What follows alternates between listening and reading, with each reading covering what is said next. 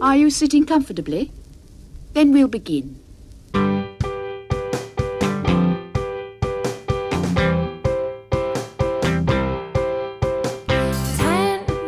minutes left. Yeah, but there's still some time. It's not the final score.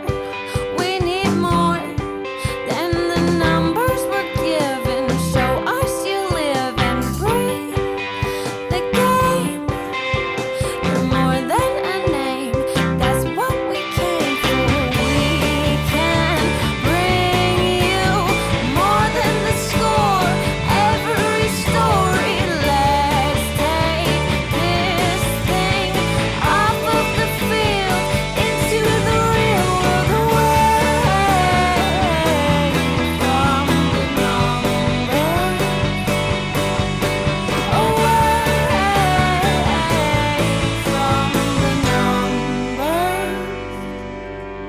numbers. Welcome back, my friends, to the show that never ends. There's still time. The AFTN Soccer Show, broadcasting on CITR Radio 101.9 FM from the unceded Musqueam Territory at the University of beautiful and sweltering hot British Columbia. I'm Michael McCall, And I'm Felipe Vallejo.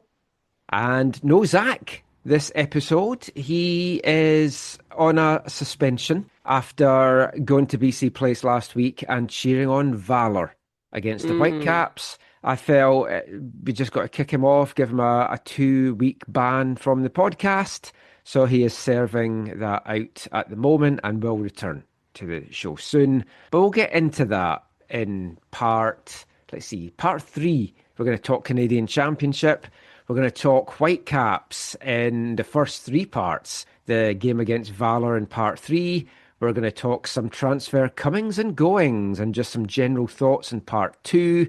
Look at the lie of the land in MLS West and talk about the roller coaster of MLS matches that we've had in the last couple of days. If you're a Whitecaps fan, then we'll chat a little bit CPL at the last part. But before we get into all that, how has your time been since you were last on the show, Felipe? A man with so many hats, you could pretty much open a hat shop right now.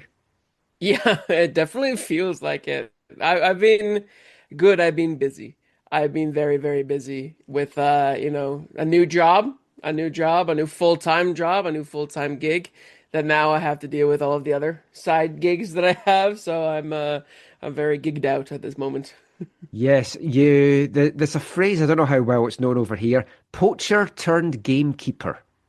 That is basically what you are. You've gone from the media side to, I don't envy you this, having to deal with media now, because for anyone that missed Felipe's announcement, Felipe is the new comms lead for Vancouver Rise for the rest of this year and hopefully longer going forward. So tell us a little bit about that, how excited you are to get going in that job. Yeah, I'm super pumped. Honestly, it's something that I've been kind of working towards since before even the first match. Just starting to help out, get my foot in the door, and then eventually start to be more and more involved until they finally decide, okay, you can have the job. He's not And going now, away. yeah, and now that I have the job, now was the easy part. Now the hard part comes, but I'm really excited to be able to work with Rise. There's a lot of great stories, a lot of great players in that team. They just need the platform to be able to tell those stories, and so that's what I'm going to be working towards. And there's a lot of great initiatives going on around Rise. Next Thursday we have a Bark in the Park match where you can bring your dogs. You can buy little puppy passes and they can sit in your lap or they can hang around you. We have our Pride match on August 2nd. So there's a lot of cool things going on with the Rise right now. And so I'm just happy to be a part of it and just, take all of those challenges, all of those things head on. Yeah, Bark at the Park, I'm looking forward to that, because Whitecaps 2 used to do it at Thunderbird. Even though as soon as you get to Thunderbird, there's a big sign. Actually, there's a big sign at Swangard as well that says, no dogs allowed. So we just ignore that. You just bring your dogs along. But it should be a good one. It's always a lot of fun. I know our photographer Tom's loved taking pictures of all the dogs. I'm a big dog lover. I'll be getting out to that one as well. The team, we'll have a quick chat about the team. It's been a tough season and falling out of the playoff places right now, which when 4 out of 6 teams make the postseason isn't great, but there's still a lot of the season to go. Yeah, there is a lot of the season to go, and obviously everyone at the club is cognizant that we're not where we want to be right now, especially since we were in the playoff places for the whole season until this point. Right now this kind of road stretch is making it a little bit difficult. Hopefully with those home matches we can get some points back on the board. It's the first year, everybody's still kind of figuring things out. There's some teams that have been able to figure out a little bit quicker, like Montreal, like Toronto, even Ottawa. But I feel like there's a good group with the Rise right now. It's just gonna take a little bit of extra work, I think, from the coaching staff to be able to get them clicking again. Because when they do click, they actually play some pretty good football. Yeah, It's just and about maintaining that throughout the whole there's been a game. lot of injuries as well, which has kind of derailed the season a bit. But it's given a lot of the young academy girls a chance to come in, and some of them have certainly shone. And the academy will be taking part in the CONCACAF Women's Champions Cup as well, that will be kicking off in a few weeks' time. So I'm excited about that. Yeah, me too. I'm super pumped. I might be able to travel with them since they kind of need a media representative. So I might be able to go with them and travel all across North America. But we'll see. But for It's now, yeah, away games in the US and Mexico, is that right? yes, I believe it's Yeah. away games in the U.S. and Mexico. But Oh, yeah, that'll be I'm super exciting. pumped. Well, congratulations. You've worked very hard to get this, so delighted for you, very proud of you. And Thank you. it's obviously not stopping you doing other stuff as well as you're on the podcast today. Although how much free time you're going to get going forward, I guess you'll see. You've been kind of thrown in it right away, so that'll Yeah. be fun. I know we're going to talk a bit about this. We won't go into it too much, but I know you've been watching the Ballers League, Yes. and you sent me a crazy ending to games. I mean, that was fun. And we'll get into that a bit more maybe the next time that you're on. But did you get a chance to watch much of the Club World Cup, or did it not really interest you? I know you were meant to be going down to a game, but work commitments forced otherwise. Yeah, I got to see a good chunk of the Club World Cup. The fact that it was free to watch on DAZN was Yeah. actually huge. I didn't know that until like halfway through the group stage when my dad told me. So I actually got to watch a good amount. I know there's a lot of varied opinion on the actual competition, the timing of it, the size of it, yada yada yada. Overall, I enjoyed it just from a personal point of view. I understand, a lot of the critiques, but I thought it was great, especially since we saw quite a bit of upsets, quite a bit of like Yeah.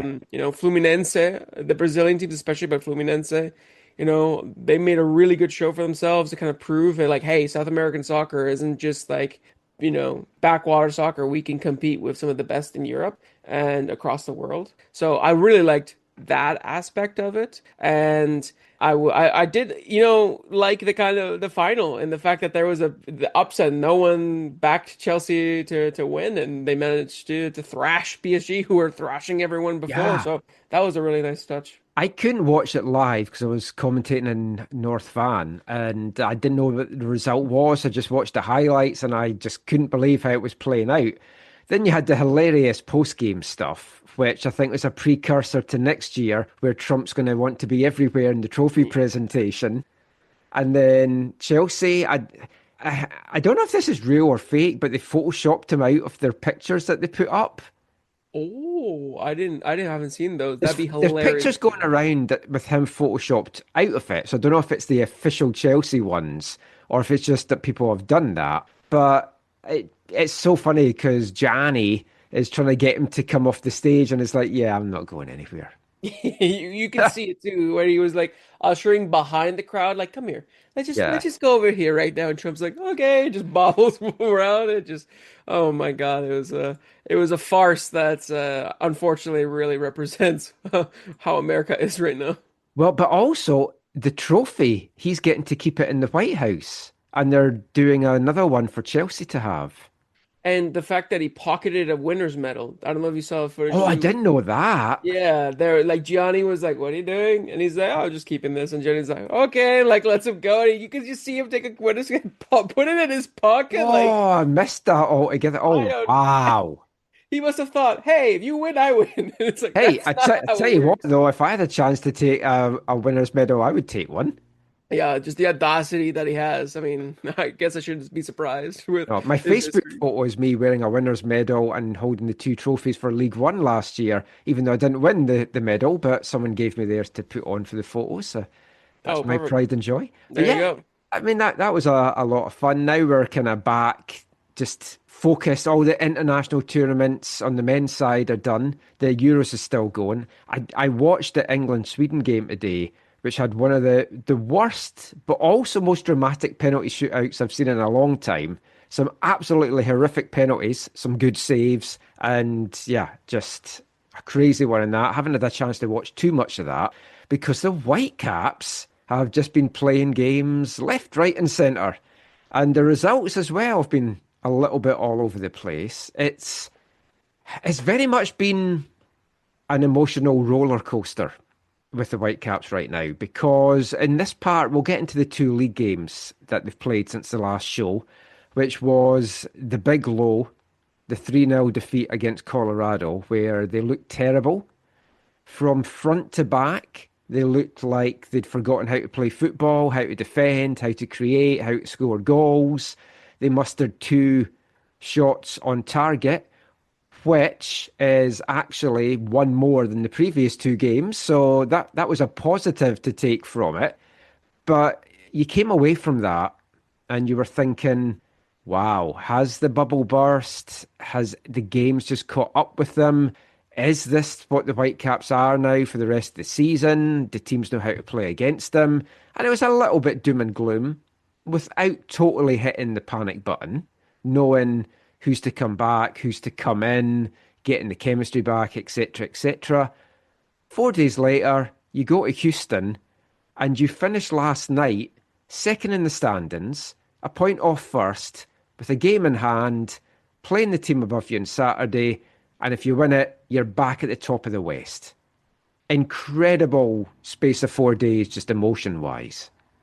Yeah, I think roller coasters is the best way to put it because I was seeing on socials after the Colorado game or even during the Colorado game being like this is the fall of the Vancouver Whitecaps.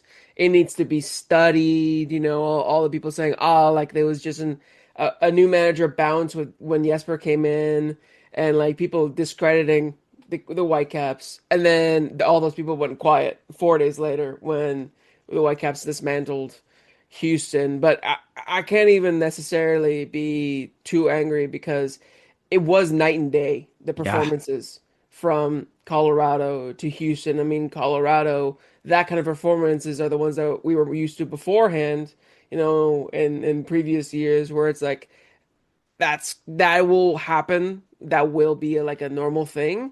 While recently that's not been a normal thing, so people obviously take a bit more notice with it. But yeah, the Houston game I think kind of quelled a little bit of those fears for fans and even for neutrals. But the fact that we were, seeing how far we're going to fall to now we're almost back at the top. Yeah, yeah. it's just crazy how things change in football.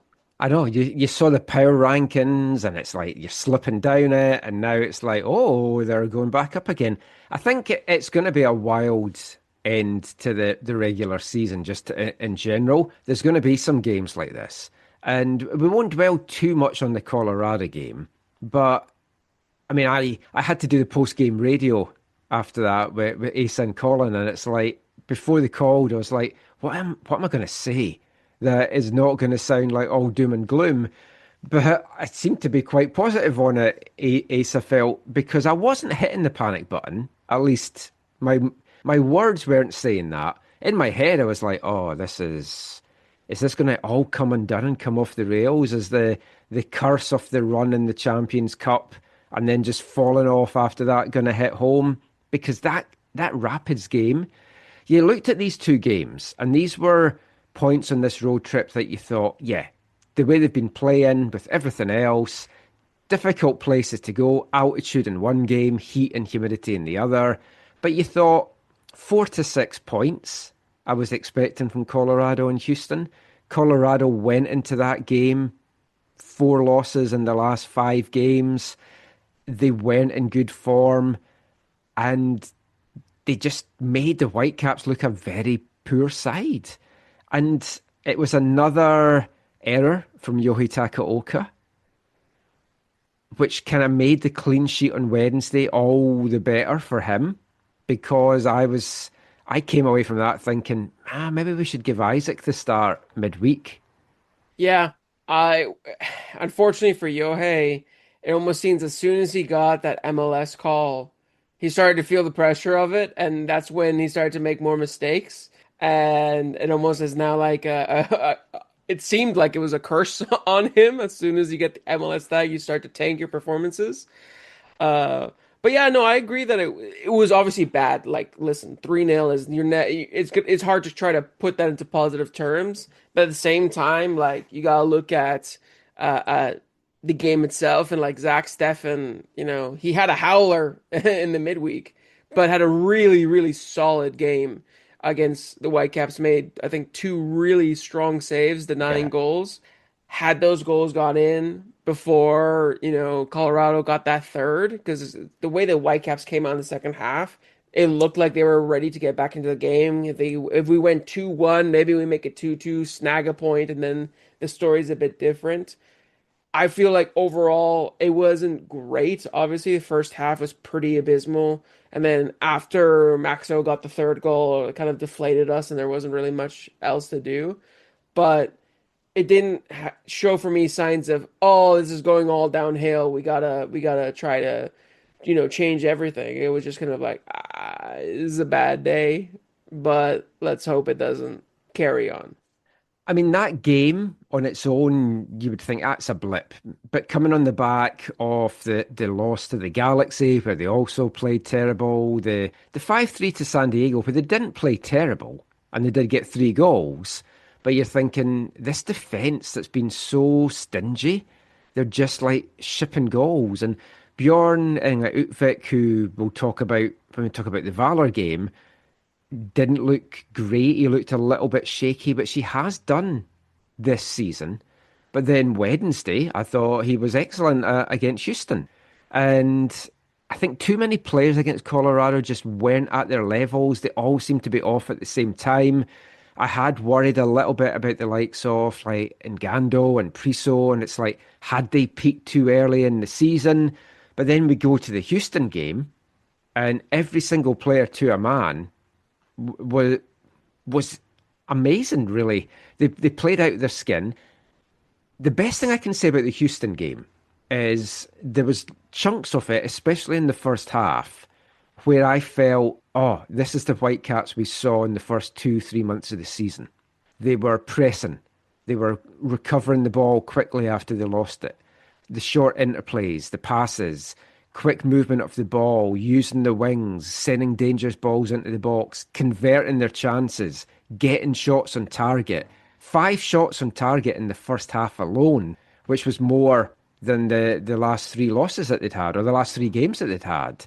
And I think when you see that, okay, the Whitecaps haven't totally disappeared. It's just been a little bit under the surface. It just needs to break through now. Yeah, yeah. I think that's a fair way of looking at it, because I don't know what it is, especially with Whitecaps. Recently, it seems like altitude seems to really be an issue for the team. There was obviously the CONCACAF Champions Cup final where altitude became an issue. Then they go to Colorado. I'm not trying to make too many excuses. No, but it's everyone knows it's tough to play there. Yeah, of I mean, course. I mean, as someone that doesn't play, I would think it's worse playing the heat and humidity, just because I struggle with heat and humidity. But it's like different players will react differently, and it always is going to give the home team an advantage. But they just were so off against Colorado, but that's in the past. I liked what the comments were after the game. No point looking back. Just turn the page, move on, and that's exactly what they did against Houston. One of my big takeaways from the Houston game is how nobody on either team got a red card. I do not know, because that was just getting chippier and more physical. And we'll talk about Eddie Ocampo. In fact, may as well talk about that now. He's a player that I am so glad we have on our team because he would piss me off so much going up against him with all those antics. I was loving it last night, though, I've got to say. He both fills me with a lot of pride for as a Colombian and also a bit of shame. Well, yeah, I was going to come to is this your typical Colombian player? Some of those roles last night were a little bit over the top. Yeah, he did roll around like if he got shot on some of the tackles. And that is, I wouldn't say every Colombian player is like that, but that is something that if you do watch the Colombian league, it's not out of place there necessarily. But I think one of the things is like, yeah, obviously it can be a bit embarrassing, and a lot of, traditionalists, especially that are more used to North American and European style of football, will hate that.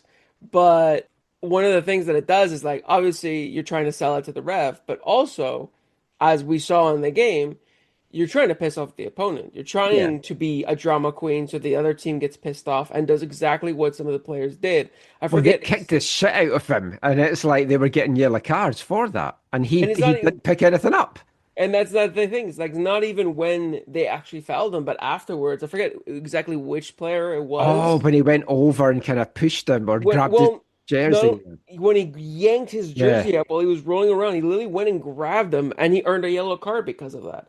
And it's exactly that. It's like you do it, and you kind of have to be shameless to do that. But it's effective. And I think, we've heard Jesper talk about, and he's cracked some jokes about, oh, I think Adir will survive after some of the minor, tackles that has been done against them. But I think it's one of those things where it's like it's part of the game. It's a part of the dark arts, Yeah. and like you mentioned, it's a player where you love to have him on your team, and you hate to play against him, and that's what makes him such a unique player, such an effective player, because it's not just, on the ball and off the ball, it's the antics that you get with him, and at the very least, you are entertained. Yes, and he plays the villain to the crowd, and he seems to love that and like celebrating to them after the goals. Like, come on, I can't hear you booing me, and like he welcomes that. But I mean, he wasn't alone. Like Griffin Dorsey had a dive at one point. Escobar, I'm not quite sure how he didn't get sent off. And I mean, there was some other tackles. There was a tackle on Tate, I think it was, that I think was red card worthy as well. It was starting to get a bit physical, and I think Campo's antics had just raised the level of just the frustration because Houston, let's be honest, were terrible. And the Whitecaps could and should have been out of sight, not even by the end of the first half, but by like the 20-minute mark, they could easily have been 3 goals up. Daniel Rios, that chance he missed, the 2-on-1. Oh, it was like him burying that. It would be great for his confidence. It'd be great for the team. Him missing that, and you're like, oh, is he snake bitten? He's had a couple of great goals, long range strikes, but I mean that was one that he should have buried, and a 2-on-1 break not to take that, and I think it was just 1-0. It was just 1-0 at the time, and you're like, oh, is that really going to come back and cost us? But it's that situation where we need another forward potentially that's in that position. Rios playing Brian White in, you'd expect that in the back of the net. Yeah, and that's the thing. I think even the Apple TV commentator, forget who it was, mentioned. I think every Whitecap fan wanted the reverse of Rios playing in White into that chance because White will be more clinical. I feel bad for Daniel Rios because I think he had a little bit too much time and he overthought it. My instinct was, and again, this is me on the couch when I have more time. My instinct was the keeper's coming out, you try to chip him from there, Mm. especially because since it's near the edge of the box. I think he went for placement rather than power, and he just got it all wrong. And he kind of like stretched for it. He didn't really like position like his body language. He just wasn't up for it. I think in Yeah. the moment, which is why he didn't score it in the end.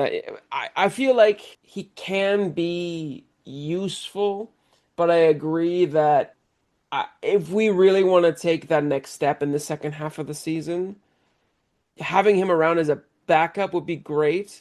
And obviously, if everyone is fit, he usually doesn't start. We Yes. would have Ryan there or Ali, maybe even Jaden.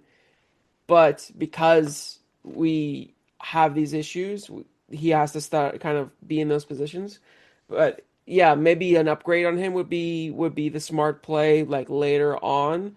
But I'm glad for his sake that they were able to see the game out and add two more goals because Yeah. had Houston equalized, had we not won that game, he was going to be flamed by the Oh, fan I base. know. I was worried about that. We talk about the first goal as well. It was a great finish from Sabi. Now, Jonathan Bond, I thought, had a good game for Houston. He Yeah. was out quickly to deny Rios in that chance. He had the save from the Laborda header that he could only like parry away. It just happened to fall to Sabi. Sabi still had a lot of work to do. It was a tight angle, but what a wonderful strike to finish that. He just blasted that one home. I feel like he's a player that is starting to get more confidence. Like Yeah. in throughout this kind of blip run, this up and down form that we've been in, he's been one of the few players that has been starting to step up more and score some more goals, which is huge because that's one of the biggest questions going into the season is can we get other players involved with the goal scoring so it doesn't have to just be Brian White or Ryan Gauld when he's Yeah. fit. Well, we've had 19 so far across all competitions, which is like, I can't imagine any other teams anywhere near that. No, yeah, it really is goal scoring by committee, but I love that Sabi's starting to chip in a little bit more. Yeah. And Especially that will considering also put some pressure, but good pressure on someone like Jaden Nelson, Yeah, who's like, because I thought Jaden would get the start in this and they would rest Sabi. And it was interesting. Oh, Sabi gets to start again, and he took his opportunity. But then if you're a tiring team or you're getting beat, and it's like, oh, who's coming off the bench? Jaden Nelson. And some of the stuff he was doing in that second half, the little nutmegs, and he it's was like, playing filthy. oh, that's your worst nightmare as a defender late in the game if you've got either of them coming off the bench, or even like Nelson Pierre coming off the bench because he's got pace as well. But it was 1-0. It should have been 2-3 by about the 20-minute mark. We let Houston kind of get back into it, but they never created anything that forced Yohi to make a save. They had no shots on target in the first half. And reading the Ben Olsen quotes afterwards, it's like he was just apologetic, thought it was a terrible performance. And it's how much Houston were bad or how much Vancouver made them bad because it was the old Whitecaps. They were pressing. And I think this was a perfect game. They dropped out of it in the last half hour, the Caps, because they didn't need to press in that heat. Conserve energy, get the subs, don't pick up any stupid bookings or suspensions. And they did everything they needed to do, and then they were just happy to give Houston the possession. Yeah, I think the game management and that was really smart by Jesper and the team because, like you mentioned, in that heat, you're 3-0 up. Why exert yourself more? Knowing also that you have a game at the weekend against San Diego, you want to conserve energy. You want to conserve those important players because of the injury history that you have so far this season. I think that's about as well as Jesper wanted it to go. Had they scored three goals in the first half and the whole second half could have been just like a game management, like a bit of a wash, would have been probably even better for the team. But the fact that there was basically job done by like the hour mark Yeah. meant that they didn't have they could take it easy. And I really am confused on what Houston's game plan was though, because it Yeah. felt like from the first minute they were just like, oh, we can give Ocampo the width. And Ocampo was like, okay, thank you. He And had they just so started much whipping in room. dangerous ball after dangerous ball after dangerous Yeah. ball. 'Cause you'd see the ball getting played out to the wing, the camera would pan out. It's like there's a Campo with no one around him.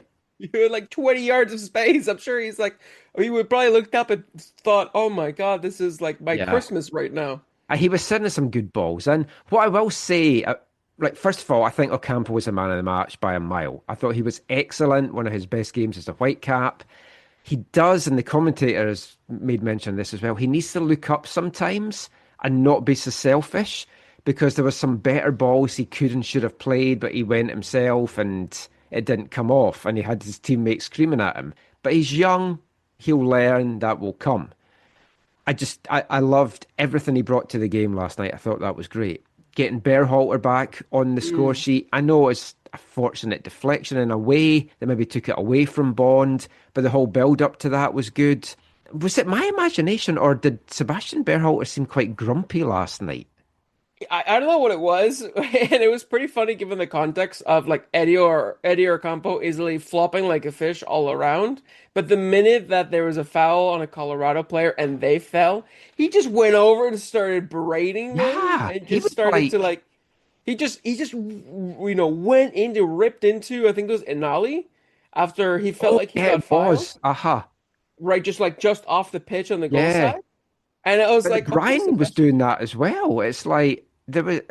It's like, are you not seeing what we're doing? Exactly. It was kind of like the cognitive dissonance Uh, is very telling in this no, but moment. I just felt he felt quite grumpy last night. And I mean, he when he picked up that early booking, I thought the cards came out too early.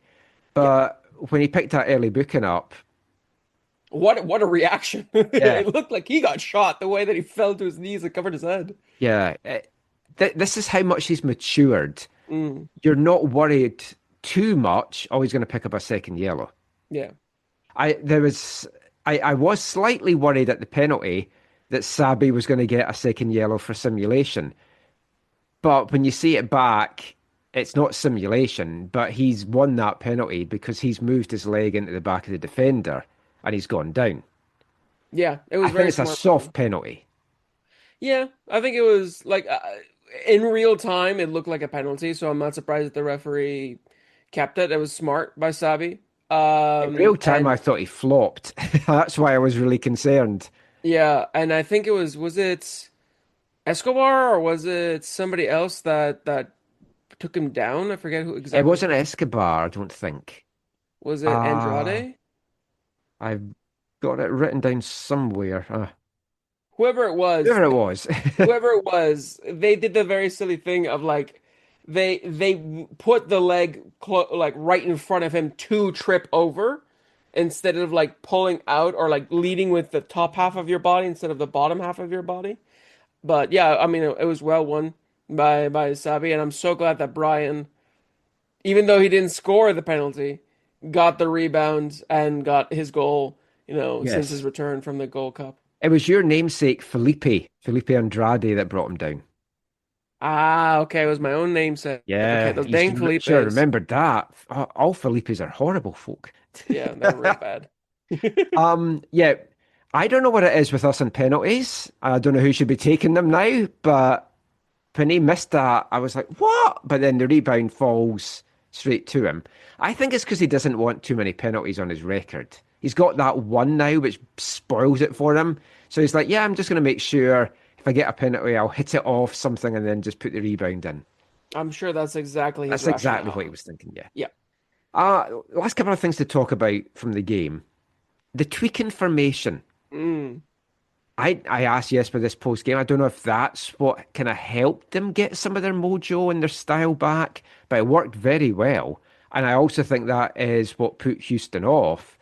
And like Ben Olsen afterwards didn't expect the Whitecaps to be so aggressive from kickoff. And it had them on the back foot and they didn't know what to do. And then they struggled as a result.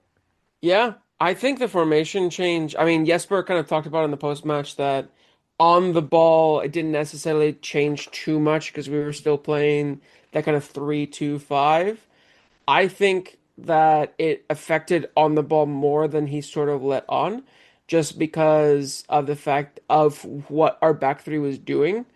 With Laborda, with Ranko, who, by the way, shout out to Ranko because he had a stellar performance defensively in that match, just led the line so well, that defensive line. And like you mentioned, Bjorn had a really good Yeah, bit game. worried that Ranko's got a possible ankle knock now, though, especially with Tristan having hamstring issues.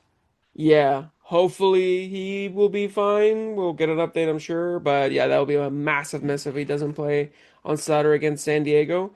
But yeah, I think with a tweak, because we have three, and like Laborda is a natural center back as much as he plays right back. Yes. So the fact that we had three center backs there, but two of them that are really comfortable on the ball, giving so much space for the wide players to take that width, like Tate. Before Tate had to kind of tuck in and be a little bit more of that like third CB. But now Tate had the option to go wide, and so when he was entertaining players wide, it stretched the pitch and allowed Ocampo to have more space on the right because now both wings were open instead of just one, which was usually Ocampo. So I Yeah. think it worked really well in stretching Houston. And I think what Houston tried to do is that they said, okay, instead of being stretched, let's just be compact and give up the wide areas, which is funny because that's what we used to see Vanny do a lot when he was coach.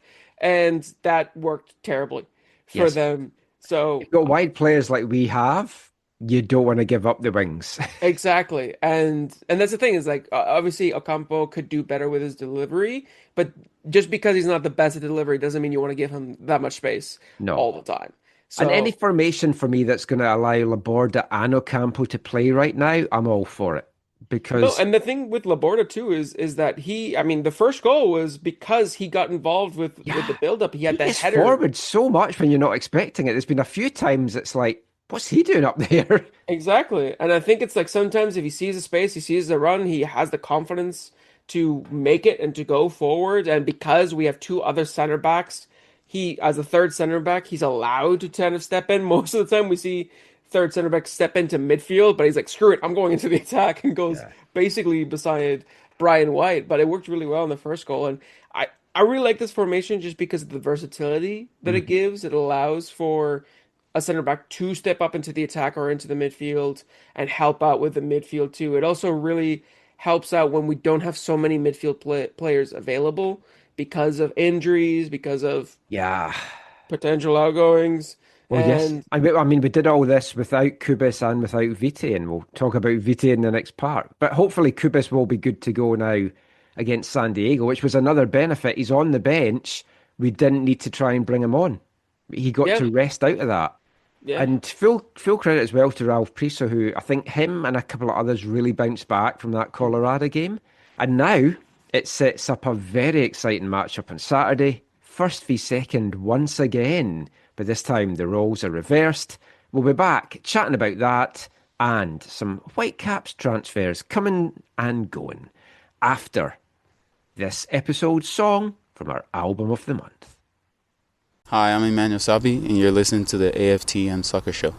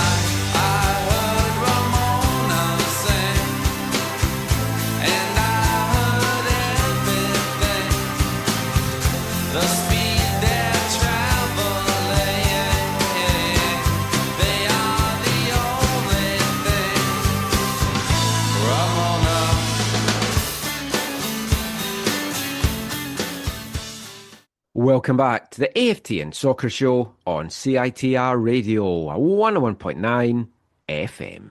And kicking off this part, it's this episode song from our album of the month. And the album we've selected for July is Frank Black's debut solo album, the self-titled Frank Black, released on March 8th, 1993. And that was the second track on the album. I heard Ramona sing, a heartfelt tribute to his love of the Ramones growing up, and a fantastic song. Like I talked about with the Pixies' Doolittle, the opening few songs on Frank Black's debut album all so very strong and some of the best stuff on the album. So I hope you've been enjoying what we've been playing for you so far. We've got a couple more to come in the next couple of episodes of the show as well. But we'll get back to the football chat now. We'll get back to talking about Whitecaps.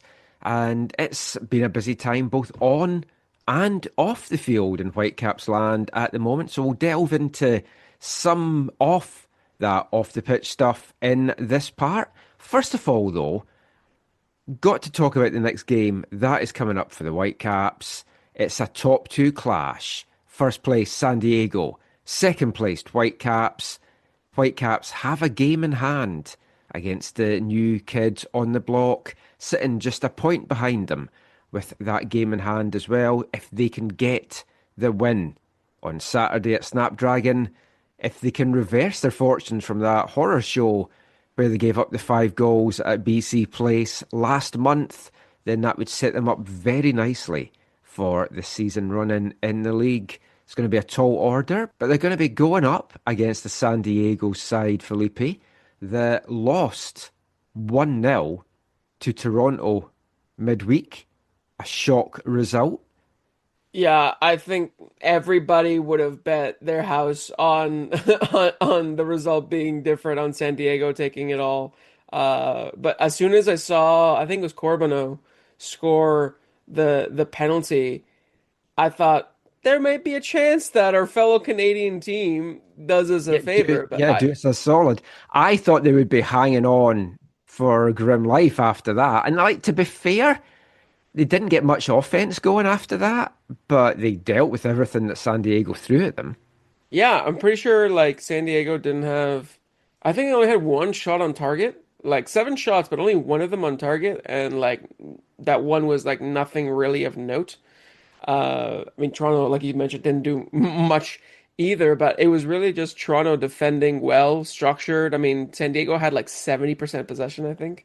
So they dominated the ball, but they just didn't really do anything with it. And I don't know what Robin Fraser's plan was to like nullify on Anders Dreyer, who's been, arguably one of the league MVPs. But they worked to a T. I think he had only one shot. He created a couple of half chances, but he was pretty, pedestrian throughout the whole match. Hopefully he doesn't re-find his form then against us at the weekend. I mean, I still think San Diego should have had a penalty.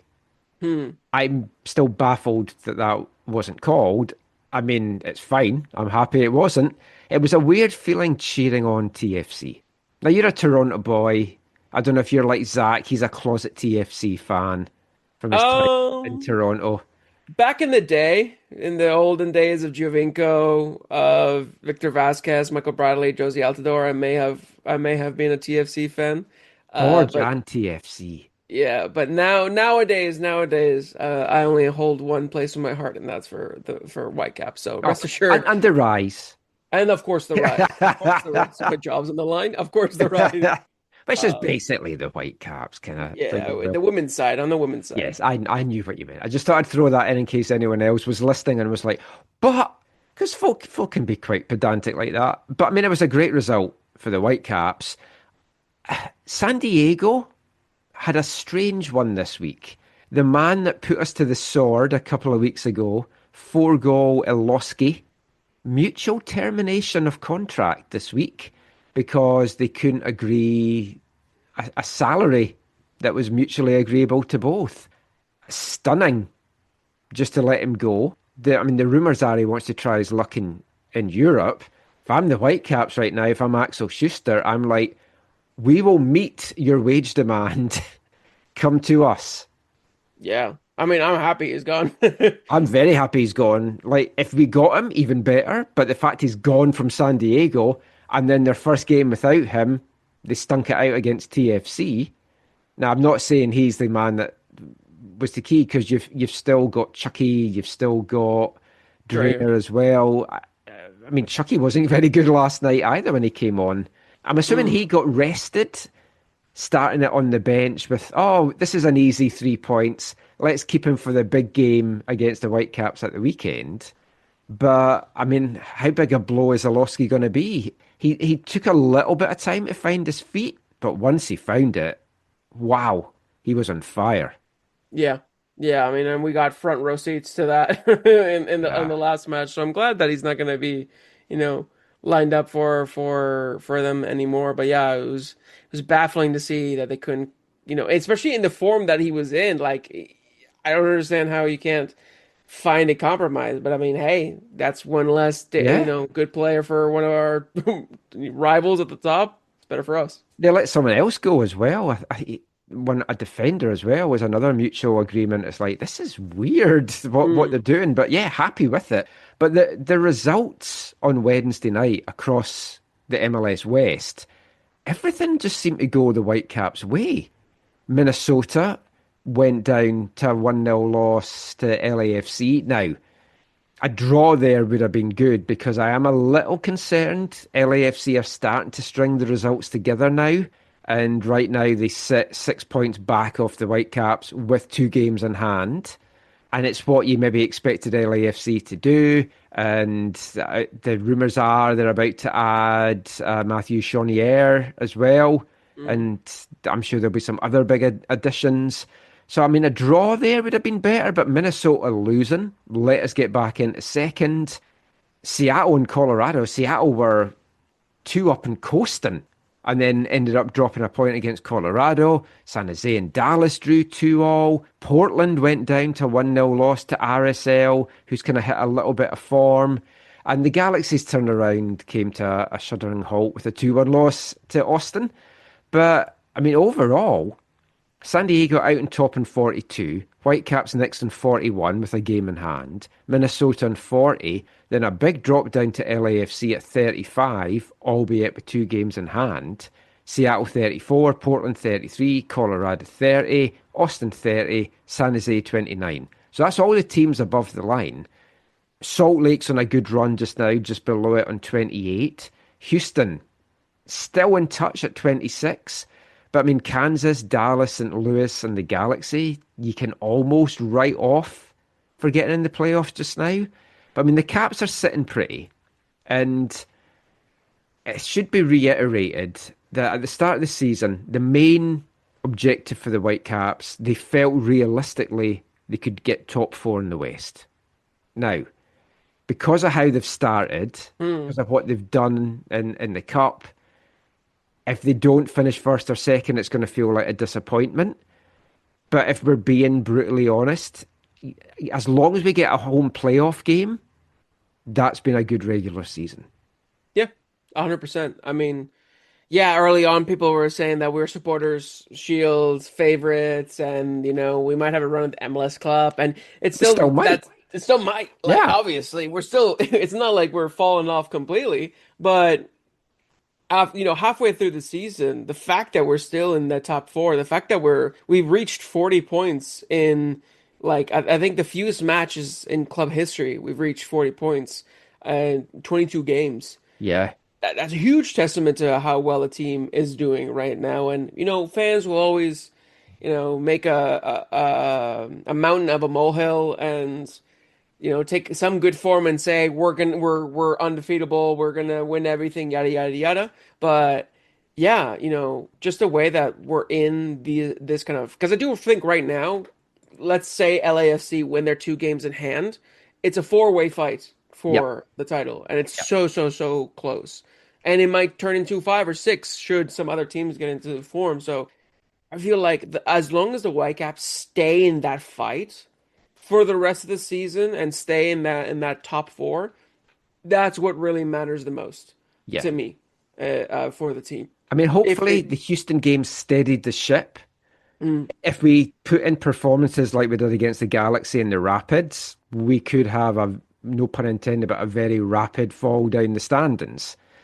I don't think that is going to be the case. And there's been mitigating factors. Like, even although we've got Brian White back, he's played 9 minutes for the US. He's not sharp. He has to get that sharpness back. And that will still take a couple of games. Then you've got to get Ali Ahmed back. Ryan Gould's close to coming back. I think we'll see him mid to end August by the looks of it. There's new faces set to come in that we'll talk about. Obviously, some departures that we'll talk about as well. But how are you feeling about the team right now? I think obviously recency bias is going to play into it Yeah. with things, but right now it felt like the Whitecaps went into not free fall, but went into really like rocky waters after the CONCACAF Champions Cup loss. But you also have to look at the context of it, of like that's when the Gold Cup started happening. That's when some more injuries started happening. That's when transfer rumors started swirling around. And you never really got like a consistent lineup. And even though we did have injuries at the beginning of the season, it was really only Ryan and Sam. The rest of them were kind of always there playing. Yeah. So it was way more consistent. The last few weeks, there hasn't really been that much consistency because of international breaks and international competitions. Now that that's all done and dusted, now that we can just focus on club football and not worry about those other things, I think we'll start to see that form from early in the season come back. And I think Houston was a huge testament that it is still possible to play as well as we have been. Yeah. And when And you look at the maybe 4 to 6 starters, you could say as well. exactly. And so with reinforcements, with injury returns, the team could get even better because we we haven't really seen this team at 100% strength ever really in the season because of just the injuries. Yeah. Emmanuel Sabi's never played a game with Ryan Gold. Exactly. I mean, And so that's just mind blowing. yeah, so we've never seen a fully fit squad and so or like a mostly even fit squad. So I'm hoping that once people come back and no more injuries occur throughout the next few matches, we'll be able to get back into the form, especially since I think in the next 8 games, MLS games, 5 of them are at home. Yeah. And only 3 of them are away. I think San Diego away this weekend, then San Jose at the beginning of August. Yep. And then Orlando Take on at the end of Houston August. at BC Place. And we've got Sporting Kansas City as well at home in between those games. So, I mean, like I said, there's no need to hit the panic button, even though there's some genuine concerns and there were some genuine worries. But you also have to factor in, you look at guys like JC Ngando, Ralph Priso, Tate Johnson, the minutes that they've played, the games that they've played, they weren't expected to have anywhere near this amount of minutes under their belt. So, I mean, there's going to be a bit of fatigue maybe in them. They're going to have some off games because they're playing at a level and more games than they're used to playing. Like, yeah, Ngando played in the USL last year and was pretty much a never-present for Las Vegas, but it's a different level that you're going up against. And like Tate Johnson going from college, maybe playing all these games to now playing all this in MLS. There's going to be ups and downs with these players. They're still young players. Even Ocampo, even Laborda has his up and downs, and Utvek and Takaoka. So you're going to get that. But as you say, I think with the right additions, which we'll come to in a sec, I'm still very optimistic. I don't doubt we're going to get top 4. I still think we can easily be top 2. And I don't see, if we make the right additions and we start to get our form back and we get the results going, why we can't win the West and be in the conversation for the Supporters' Shield. If we don't, I'm not going to look at it, oh, it's a disaster, it's a failure, because it's way above what I was thinking going into the season. Yeah. No, I don't think it's like I said, like the way we started is gonna make people believe that we're a surefire, gonna win the Western Conference and be first or second Supporters' Shield. And I'm not saying, again, it's not like it's not possible, but just even going back to like more realistic expectations, the team is on track to have its best ever MLS season. Yes. And normally like 48 to 50 points will get you into the playoffs in some position. And they're already at 41 and we're just at mid-July. So, I mean, that says a lot as to what they've done. You also have to factor in as well, at the start of the year, a lot of MLS West was quite poor. And teams have started to find their feet, find their form. They're going to be making additions. You look at the LA Galaxy as well. Like, no one expected that from them. And they've maybe turned it around a little bit. Maybe the Whitecaps are the magic wand that's like, hey, Galaxy, you're good now. You've played us and beat us. Hey, Colorado, you're good now. You've played us and beat us. If they go and take points from all the teams round about us now, because they've suddenly found their form even better for us. Yeah, 100%. They can start whittling each other's points off, and we'll just keep sneaking at the top. Exactly. Now, one last thing about MLS and the Galaxy. I don't know if you saw the tweet I put out of an amazing stadium ad that they had at the weekend for sperm donations. I have never seen that at a football game. It said, sperm donor, earn up to $2,400 a month. Really? Yeah. Wow. Like, No, I didn't see immediately was like, I said to Caitlin, oh, let's have a little look to see how much we can make here. You can't sell sperm in Canada. Oh.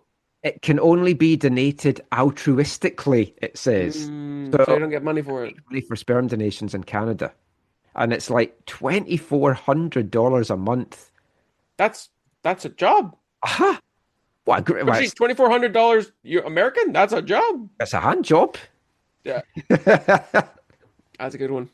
But no, it's like I've never seen that at a football game. And my tweet, it really got a lot of retweets in that. And it was like, I was blown, no pun intended, for two things with that. One, I've never seen that at a game, but that's what you can make. It just kind of shows the American healthcare system's like crazy. Yeah, but also gives you potential career choice. But they're paying that. Yeah. Anyway. So just before we get into looking at some of the off-the-pitch news that's been circling in Whitecaps land this past 7 to 10 days, the man of the moment that got that goal against Houston that opened the scoring was Emmanuel Sabbi. We know Emmanuel Sabbi can score goals. We know Emmanuel Sabbi can hit bangers. We know that Emmanuel Sabbi does a pretty mean somersault. But is Emmanuel Sabbi a milkshake man?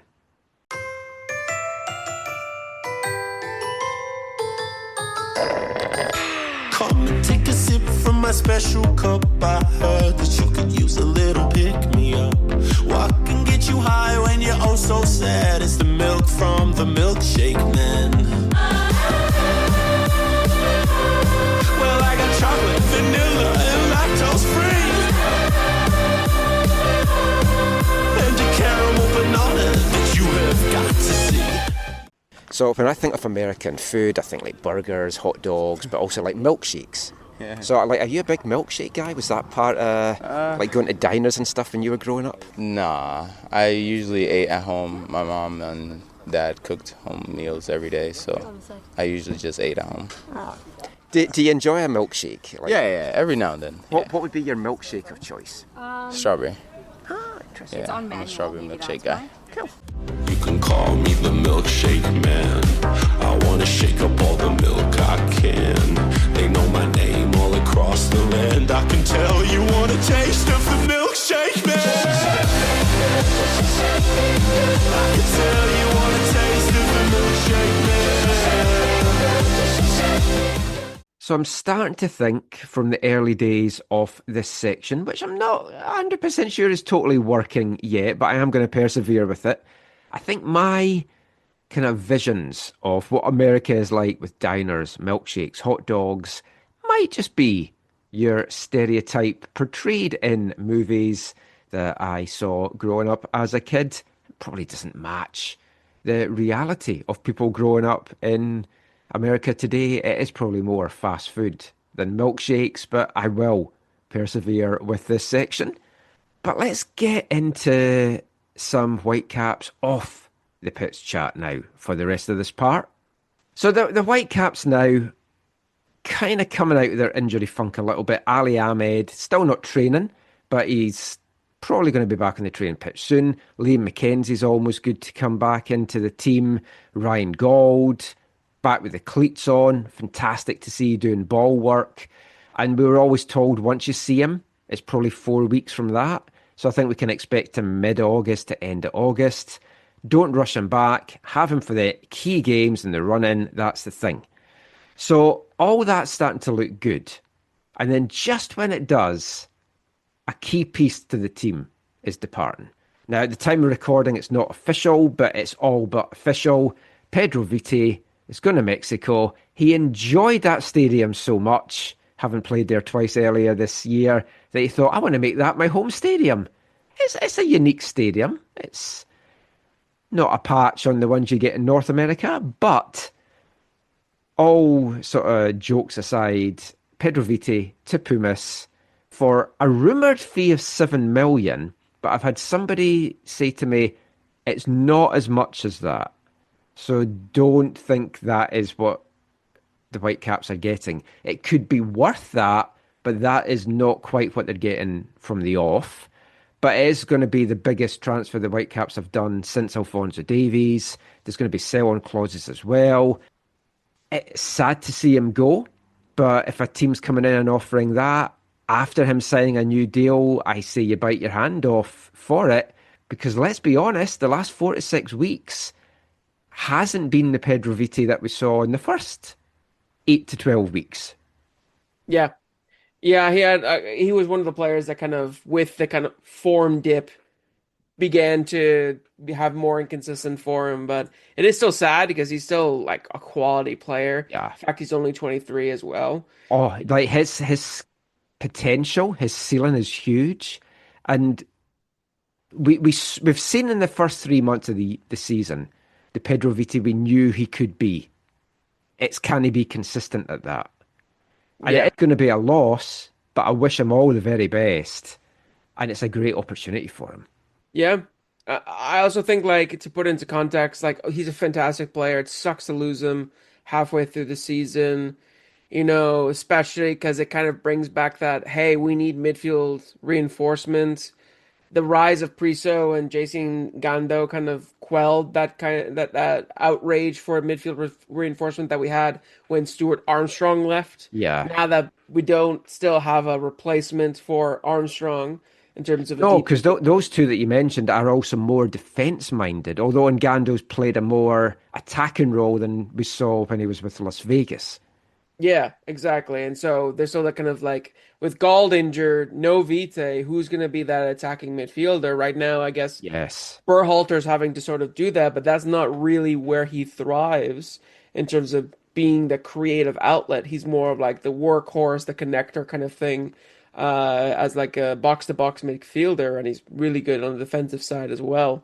But I'm hoping that with that much money coming in, whether it's, I saw somewhere that was 5 million, whether it's 5 million, whether it's 7 million. 5 million was meant to be the initial bid, and then articles in Mexico today had it at 7 million US. But someone messaged me and said, yeah, it's not as high as that. Well, regardless of, hopefully the team can obviously reinvest that into the squad. And I always love to use this phrase and like make him up in the aggregate, maybe bring in a couple of players Yes. with that money, and that can. Yeah, I mean, it's not going to be like, where did all the Pedro Vite money go? True, exactly. And so it's not like to that level, but still, like, to try to reinvest into the squad. It also makes sense for Vite to maybe move on now, because he doesn't qualify for the under 22 initiative anymore. Yeah. Because he's 23. So when that And contract his new ends, deal was making him a high TAM player, so they hadn't made him a DP. I mean, the crazy thing is the Whitecaps hadn't even announced his new deal yet, but it had been signed. And I think you've also got to give Pedro a lot of credit. He signed that new deal knowing that the club could then get money for him, because he trusted Axel. Axel said, if a club comes in, we will listen, we'll let you go. And he's been true to his word. And he mentioned this week 2 clubs have actually come in for Pedro. yeah, So, I mean, it's great. The Whitecaps could have lost him at the end of this year for nothing. exactly. And so I think it was good business from the Whitecaps. They saw a good offer. It was the right time, thinking about his contract and what his sort of MLS status was. It's sad to see him go. Hopefully he has a very successful career in Mexico and beyond. He's still, like I said, he's only 23. So if he has a good season or two in Mexico, he might make the jump to Europe. Yeah. I mean, the thing is as well, if he'd stayed here till after the World Cup and had a good World Cup with Ecuador, you may have seen him go for an even higher figure. But you never know. I mean, part of me, I'd love him to have stayed here for the rest of the season, see this through, see what the Whitecaps can do, play with Gold.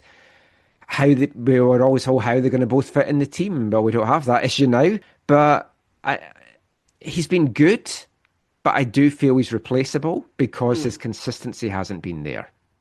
And for me, it's not as big a loss as some of the fans freaking out are feeling it is. Now, one man that was maybe pegged to be his replacement definitely isn't coming now, which is Serbian midfielder Petar Stanic, 23-year-old. He'd been playing with Serbian side FK TSC. Axel was over in Serbia, meeting the club, meeting his agent.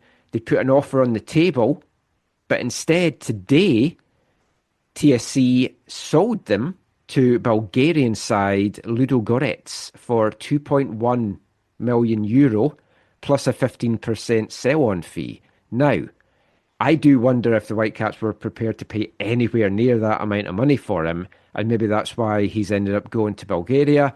Or maybe he just felt, I want to stay in Europe instead of going to North America, and he felt that was better for him. But it's a blow. But the Whitecaps have a long list of these guys that they've scouted, so it's just next one down. Yeah, and that's one of the things that I think media have come to realize more after getting into the understandings of how they identify players, and I forget who it was that mentioned they have a list of hundreds of players. Quinn Thompson. Quinn, it was Quinn Thompson said. I was speaking to him a couple of weeks ago before one of the Whitecaps games, and he said, we're looking at so many players just now. Exactly. So I think you're right. I think it's literally just going to be, okay, this one didn't work out. What's the next one? How can he fit? Yada, yada, yada. So Stanic looked decent, unproven over here. You don't know how he was going to settle. It's like you're not going to say he's a world beater. Yeah. I mean, he hasn't even been capped for the Serbian senior national team, so there's that as well. So I trust him to get someone in. But with Pedro going and Goldie not quite right, it's a bit more urgent now. Yeah, I'd say they so. Need to fill that Armstrong, Vite hole even bigger now. One player that is coming, who can play in that position, but he is also a winger. It's not official, but it's basically official. The Whitecaps have signed 22-year-old Peruvian midfielder Kenji Cabrera. David Chavez first reported that in Peruvian media, and then it looks like it's a done deal. They just have to get his visa sorted out before it's announced. He's been capped by Peru at under 20 level, 9 goals and 4 assists for Peruvian Liga 1 side FCB Melgar this year. His career stats are 122 senior games, 16 goals, 17 assists. He can play in a wide variety of positions. He can play out wide. He can play as a 10. It's a good depth player to have. I don't see him coming in as necessarily a starter, but there's a lot of players in this Whitecaps roster just now that aren't necessarily starters, but you're going to see them start a lot of games, and you're just going to see them rotate in and out, and he'll just get added to that. Looks a good sign. Yeah, and I mean, Whitecaps have been pretty good at identifying young players with a lot of potential, and the ones that do work out quite well. Like Vite is a great example of that. Hopefully, the biggest thing with especially South American players is hopefully he can come in and he can settle well, because that really dictates, in my eyes, how well he'll do for the team. Is a lot of South Americans come here, and because South Americans are very family oriented and they're very nostalgic about their homeland, some don't settle well, they can't play well, and then they go back. And we've seen that even ourselves in the last little while. Caicedo had trouble settling, then he settled, then he got injured, and then that unsettled him again, and ends up moving on. Exactly. And we've had Jordi Reina, another Peruvian that was here, and I mean, it looks exciting on paper. He seems very highly thought of. He seems as being the next big Peruvian star, so I think it's a good addition. Last bit quickly on the Whitecaps for this part, talking to young players coming through, big congratulations to Tyler Brown, who was named the MLS Next Under-16 Player of the Year for this season. He's had a great year in MLS Next with the Caps Under-16s. Dominant. 33 goals he's scored, the second highest amongst all players competing in the pro pathway groups at U16 or U18 level. He had 17 goals in 12 games in January and February, and he's the first player from a Canadian club to earn these honours as well. So he's been with the Whitecaps system since 2022, came from Langley United. So we're always looking for a striker to kind of bring through, and it's something that we've not quite got them breaking through at the top level. Don't want to put tons of pressure on the young lad, but maybe Tyler Brown's going to be that guy. Hey, we might see, his name pop up for the twos in the next few years, and maybe even the first team in I Yeah. don't know, 2029, 2030, something like that. Maybe even before. But that's some Whitecaps transfer in and out. We're going to talk a little bit more Whitecaps in the next part as we turn our attention to the Canadian Championship, because the Whitecaps are looking for the four-peat, and they've already started that journey. So we'll be back chatting about that after the first of two Britpop songs in this episode.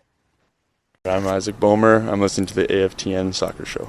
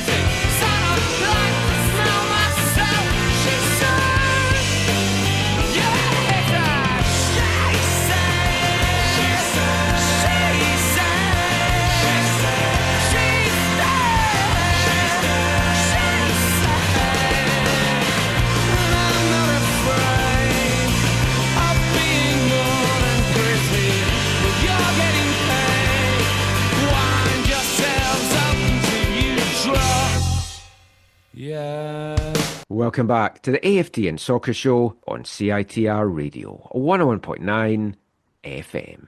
And kicking off this part, it's the first of two Britpop songs this episode. Both of them released on July 10th, 1995, and charting 30 years ago this week. That was the first of them from Sheffield in England, Long Pigs, a much underappreciated and undervalued band from the Britpop era. They were around from 1993 to 2000, and they haven't been one of the Britpop bands that's reformed in recent years to kind of ride the Britpop coattails of the Anniversary and the Oasis reunion. They released two albums.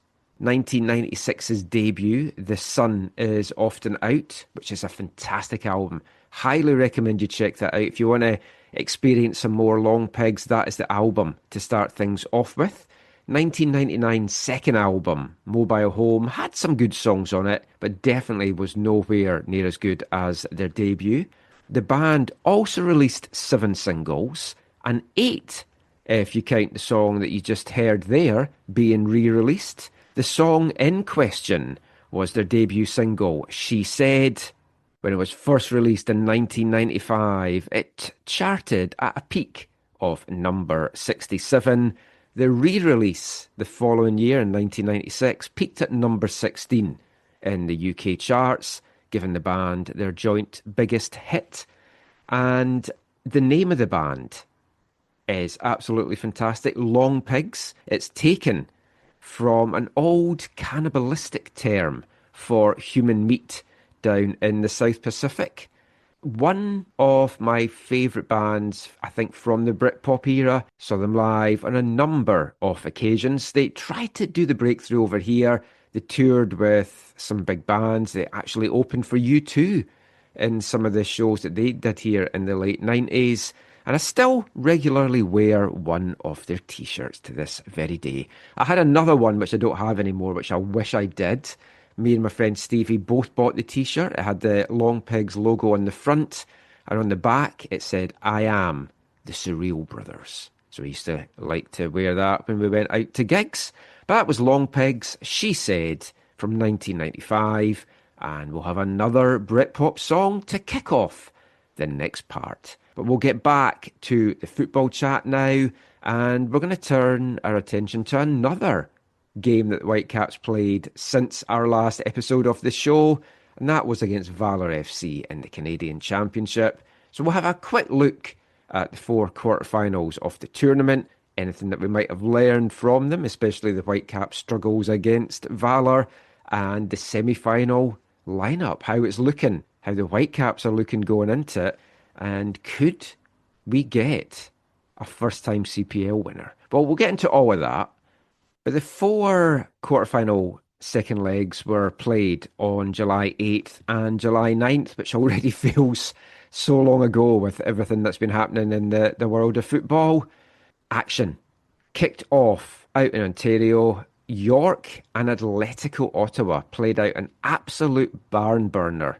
It was a second leg that just went back and forth. Finished on the day, York 3, Atletico 4. That gave Atletico a 6-4 aggregate victory after their 2-1 win in the first leg.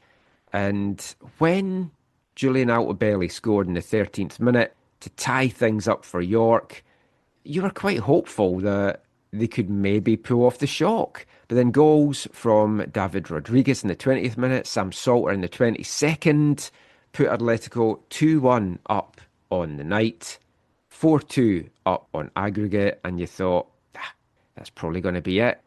Even more so when Elijah Adekugbe saw a red card in the 26th minute, leaving York to play the remainder of the game a man down.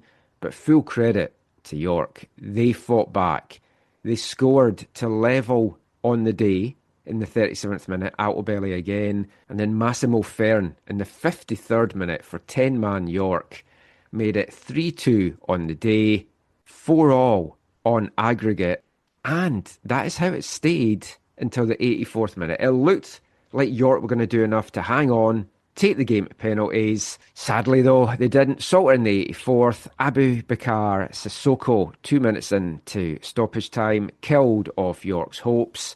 And Atletico, who went into this as big favourites, but struggled at times, even with the man advantage, who are made to work very hard. But it's Atletico Ottawa that move into the Canadian Championship semi-finals and leading in the CPL at the moment. It's a team I think everyone wanted to avoid in the semis, and they'll fancy their chances that they could pull off a shock and lift their first Voyageurs Cup. But if we're talking about shocks, I think that came in the other game on Tuesday, Felipe. Cavalry won. Vancouver FC won. The first leg also finished 1-1 out in Langley at the end of May. It was 2-all in aggregate. And it was an interesting game. Nicolas Mosqueda opened the scoring from the spot for VFC in the 23rd minute. But then a farcical own goal, really, in the 66th minute, with the ball hitting off a prone Aidan O'Connor lying on the ground, feeling he'd been fouled in the box. It's a good job Zach's not on the show, because he would be going on for ages about this. He feels it was a foul in the build-up. The shot comes in, hits off O'Connor on the deck, ends up in the back of the net. It finishes as 1-1. It goes to penalties, and Vancouver FC pulled off the shock. 5-4 on penalties. The Langley side went through and reaching their first ever Canadian Championship semi-final, doing so as well without actually winning any of the 3 games that they've played. They've had 3 draws They've won 2 penalty shootouts, and that's what's taken them to the semi-finals, Felipe. But it doesn't matter how you get there. Getting there is all that counts. It's very funny because that seems very Vancouver FC like, Yes. where they can't get a win, but they still manage to scrape it through. It seems like this side right now is built for cup football rather than league football, and that is something that, might push them to go to maybe even the final if they can prove another upset against Atletico Ottawa. But I just think right now where the team's at, they've brought in some additions that haven't played all that much. That was one of the games where we actually saw most of these additions, these international players start and play, and they looked like a better side. So credit to them for defending. I think it was also kind of poor on cavalry, and they've kind of been slipping in the league a bit, which I'm assuming we'll talk about later. Yeah. But I mean, I didn't understand. Like, I think they thought, oh, this is easy. We're going to get through this. Like, they kept Warshevsky on the bench. And it's like, that, I think it was just bad game management, bad, like, decisions on who played from Tommy. And he'll probably look back and put his hands up and went, yeah, I got that all wrong. But, I mean, it's a great opportunity for Vancouver now. And they're going to be facing Ottawa. It's not going to be easy. It's over 2 legs. And they had been joking on the broadcast, so I'm keeping this going. Gareth Wheeler has challenged our good friend Alex Ganguruzic to get an Eagles tattoo across his chest if Vancouver FC make the final. ooh, I don't see that going over well with Alex. Well, he's laughed it off. I've been winding him up about it in our WhatsApp chat, and I'm now mentioning it on the podcast. We have to get this going. If they get to the final, Alex has to get this tattoo. Oh my God, that poor guy. What I will say though is, and folk know I've been critical of Vancouver FC, I just think it's fantastic that finally we've seen a League One side get to the Canadian Championship semi-finals. Wow. Wow. Shots fired. Because basically, they could get relegated to League One and they'd fit right in. But the other bracket, and the most important bracket, because not only does it involve the Whitecaps, it involves who's going to host the final as well. I was so delighted watching the draw. I couldn't go to the Valour game because I was sick. I don't know, I came down with a bug that I basically had for 24 to 36 hours, and then if the game had been on Thursday, I'd have been good to go, but I didn't want to risk getting folks sick. So I watched it from home, which meant I got to watch the draw on TV, but I had the sound down. So I saw we'd come out first if we'd got through, and I was like, yes, we're going to be at home. And then they pulled out Vancouver FC, and I was like, oh, it's a Vancouver derby. And I was like, oh, I'm going to miss the first leg because I'm away that day. And then they pulled them out and they're in the other half of the draw. Weird way to do the draw, but basically the Whitecaps have a chance to host a 4th straight final at BC Place. Amazing. Yeah. I mean, it's they might as well just make it a permanent fixture there. Yeah. Like, it 4th time in a row, just always host it there. It's a nice stadium, it just tends to be there. Just make it a positive one. But they're going to have a tough job to maybe get there, which is the thing, because they're playing Forge. And that Forge Montreal game, another benefit of being sick is I got to enjoy that from home. And that was a great game. Montreal leveled the tie, and I thought, they're going to go on and win it now.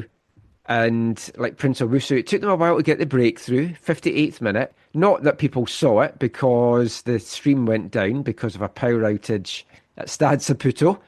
But I genuinely thought 1-0 on the night, tied up on aggregate. I thought they're going to go on and win it. But Forge, 2 goals in the last 10 minutes. And it's like 2 iconic players. Tristan Borges, Kyle Becker, 2 Forge originals in the 83rd and 86th minute. Put Forge in dreamland, and even though Owusu got a 99th minute goal, Forge went through 3-2 on aggregate, and I think overall they deserved it. It felt like Forge were sitting back saying, if we can get through 0-0, fine. But then as soon as Montreal scored, it's like, okay, we've got another gear or 2 we can raise it to, and they certainly did that. yeah, they did, and I was so happy Of course for Mr. Forge. Yeah, exactly for my Forge boys, and the fact that it was Tristan Borges and Kyle Becker. It felt so good. On my own podcast where we talk CPL, we Yeah, had yes. I plugged that last episode. oh, really? I didn't hear Yes. that the top 10 Canadian CPL players. We felt like we were vindicated by having Kyle Becker and Tristan Borges as the top two Yeah. after those goals because they're the arguably the two most clutch players in the league. So to see them score, and it wasn't like tap-ins, like some really solid goals, especially Kyle Becker's. Oh, I yeah. just And yeah, I it made me enjoyed it so so happy. much as well. Yeah. Just a thing on your top 10 players, because I haven't told you this, because I watched it, I listened to it, I enjoyed it, and you were surprised that I didn't have Sergio Camargo or Didic in. Hmm. I hadn't classed them as Canadian because they were born overseas. So would that have changed if I okay? Because they technically have Canadian, they're like dual nats in the Yeah, CPL, so they count as but in domestic. my head, I know Camargo's represented Canada as well, and Didic has senior level. But in my head, I was like, oh, I'm not classing them as Canadians for this, so that was my bad. Okay, But yeah, you need to have better criteria. sorry. Also, I did it at 2 a.m. after we Okay, well recorded that the explains podcast, and it. I did say to you there were some players I thought I'd forgot. Mm, Forge, they're now going to take on the Whitecaps. Quick thing on the Whitecaps Valour game. I've got to say, Valour, full credit to them. I asked Phil DeSantis this in his pre-match press conference. Why can they get up for these games and like the TSS game as well, where they played out their skin, and they're not bringing it into the league? Are they is it just the big games that's bringing it out? He doesn't have an answer. They're trying to find that out as well. It's frustrating for him, clearly, but they played so well. They were under the cosh. I didn't think when they went one down that they were going to get the equaliser. And very small part of me was gutted that they didn't at least get to take it to penalties. But at the same time, I'm a Whitecaps fan, so screw them. yeah, yeah. I mean, I was surprised. I gotta give credit to Valor because they were very much, the minnows going into this, and they made a good showing. That equalizer that they had silenced BC plays, and it was so funny Oh, because you saw Phil Dos Santos. I don't think you saw it on the broadcast, but in the stadium, you saw him pumping his arms, running around as well when they got oh. that equalizer. I It mean, there was a was, little bit of noise because Zach and Massimo were there cheering on Valor, and mm, I'll let Zach address that if he wants when he's back on the show. But basically, he went because he wanted to cheer on a CPL team, and also if the last MLS team had been knocked out, it was going to be a CPL team that was going to lift the trophy, and it could be better for his Vancouver FC. But still, unforgivable cheering on Valor against the Whitecaps for me. But they did so well to fight back, and we made so much hard work of that against a really bad team. But that's cup football. Now, the Forge game, that is going to be tough. yeah, that First one. leg's huge, and I know there's no away goals, but first leg is huge. The Whitecaps can go and get a victory, even a couple of goal victory. Tie's done in my head. But if it's Forge in the lead at BC Place or it's all square, that's going to be a very nervy second leg. Yeah, and because that's the thing with Forge when Forge Vancouver became the semifinal, that was probably the team that we were talking about in the press box that a lot of people didn't want to face, Yep. even though Ottawa looked like a more dangerous side because of their form in the CPL. Yeah, but they've been cut open in some games, whereas Forge Yeah, haven't lost a game yet all year, as we'll talk about in a sec. But exactly. it's like, yeah, that was the team I wanted to avoid. Yeah, I was just sad that we didn't get the all Vancouver derby there. We Yeah, but see, I had to pick whether I was going to miss the first leg of the semi or the second leg of the semi because I've got a trip that I need to go on. So I thought, well, the first leg's going to be away. I'd rather be at home for the second leg. So I'm missing the first leg. But if it had been Vancouver, I'd have been like gutted because I could obviously just have gone as opposed to flying across to Hamilton, which I don't fancy doing second week of August in that heat. nope. But yeah, it's going to be tough. We'll preview it a little bit more near the time, but I'm looking forward to it. It's a great competition, and we know there's going to be at least one CPL in the final, one CPL team in the final, and we're going to turn our attention to the CPL in the last part as we look at the lie of the land at the halfway point of the season, and we'll be back with that after this episode's second Britpop song. Hi, I'm David Norman, and you're listening to the AFTN Soccer Show.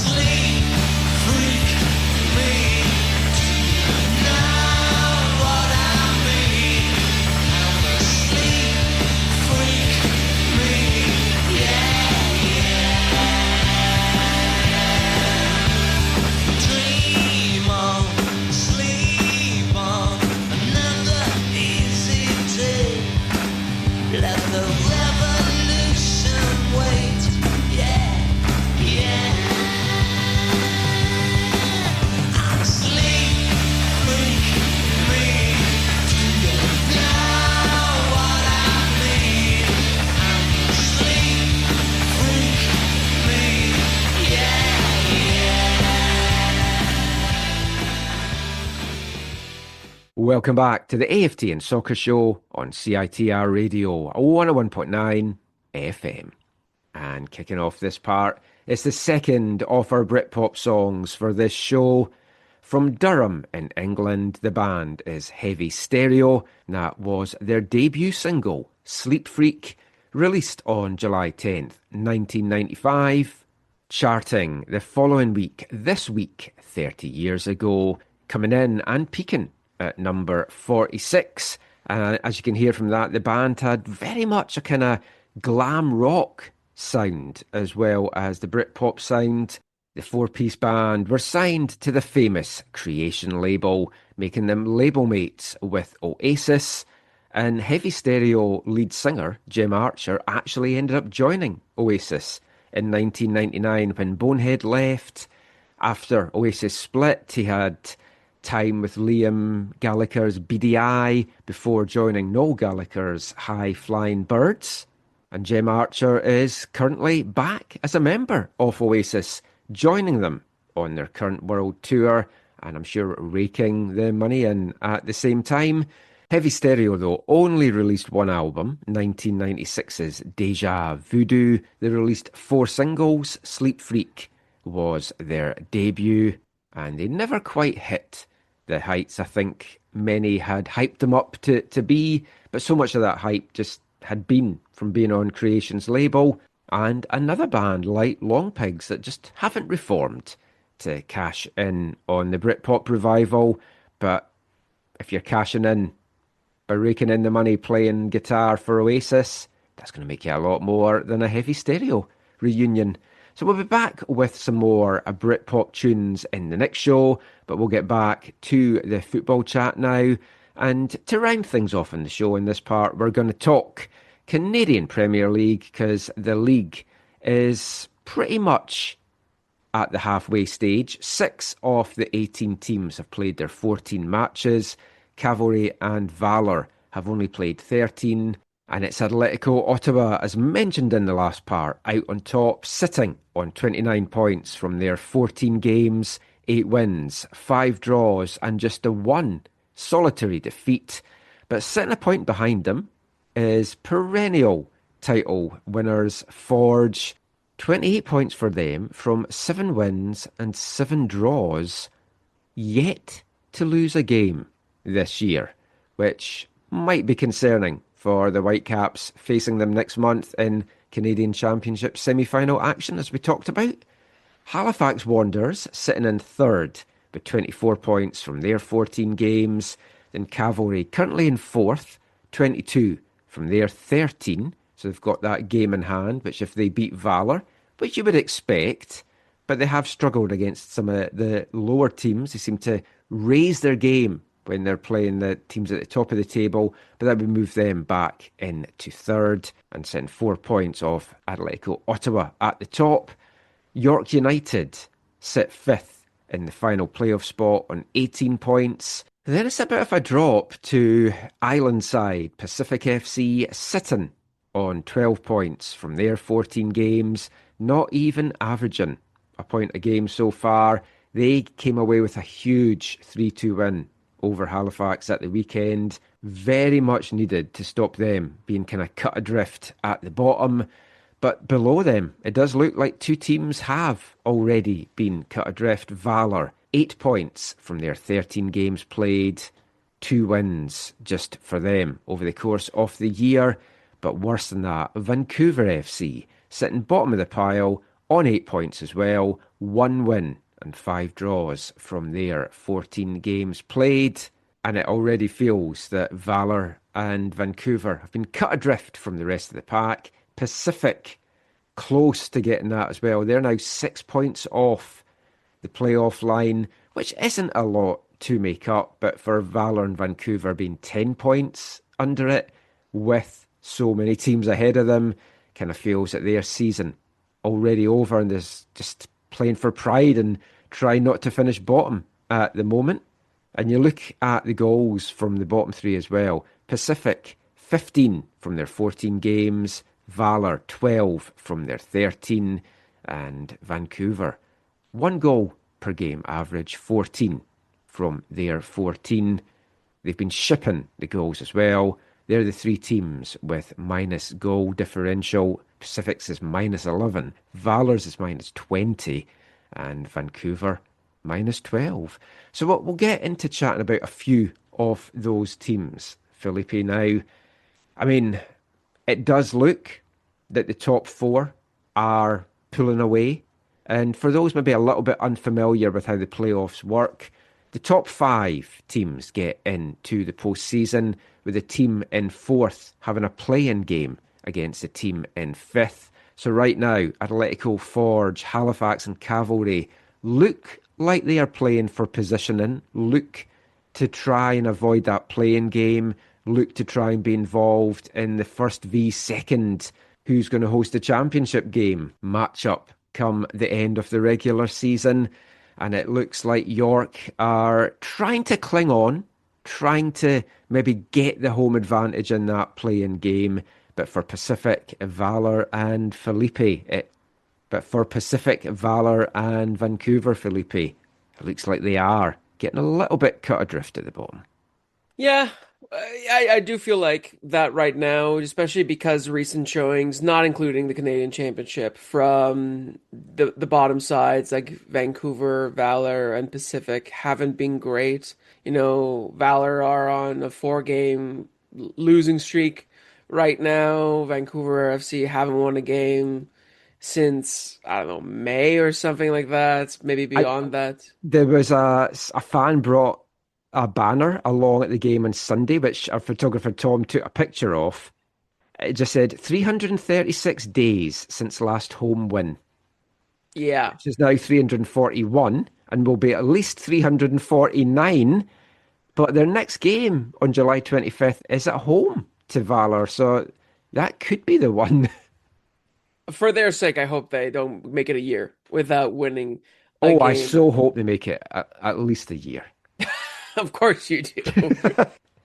But overall, yeah, I think that I just haven't seen enough from the bottom 3 sides to warrant faith in them turning things around and going up the table right now. Pacific, maybe a little bit more than Valour and Vancouver if they can find the goals right now. Yeah, see, that's the crazy thing. See, if I look at the starting 11 that the teams are putting out, I think Vancouver's is the best of those bottom 3. But but they're not getting the results from either just not scoring or switching off and giving up goals. And Callum can only save them so many times. Valour have potential to have a good starting 11. Shan Hundle traded to York today. Mm-hmm. How many clubs is he going to have before he finds one that He's going to collect them all. he has a fit with and doesn't have a fit with in some other ways? But Pacific, to me, look like the weakest of those three teams just now, just because they can't score. But they have been getting results, and they did put 3 goals up at the weekend. Yeah, and I think they have, 7 goals in the last 3 games or something like that for them right now. So maybe they found it, and maybe they're going to go on a bit of a run. But they look the weaker of all the teams. It's Vancouver's depth that worries me. And if their 2 college guys go back to college, which I imagine they're going to, because why would you want to hang around an 8th place team in the CPL? Then they're going to be even weaker.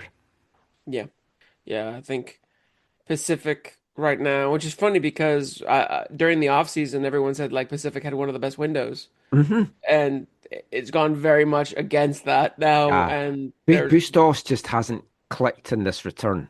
No, I feel for him because he is trying so hard to get it to work. You can he just has no one to play off of right now. Like he's having to deal with Josh Hurd.